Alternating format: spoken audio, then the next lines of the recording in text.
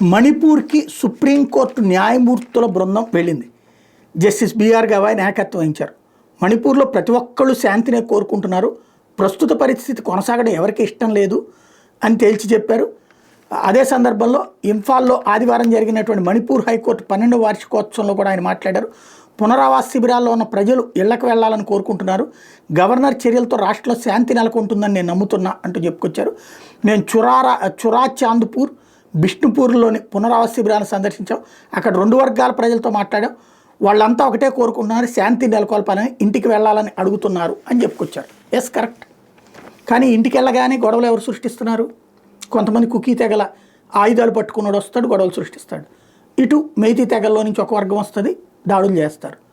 మళ్ళీ వెంటనే వీళ్ళందరిది సమస్య. అలాంటి వాళ్ళని పట్టుకుని కాల్చేవతలు పడేస్తామంటేనేమో సమస్య.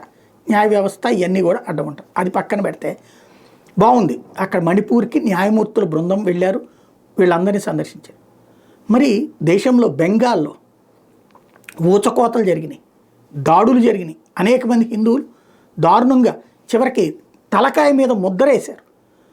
బీజేపీకి ఓటేసిన పాపిని నేను అన్నటువంటివి కూడా ఆ రోజున వెళ్ళలేకపోయారు.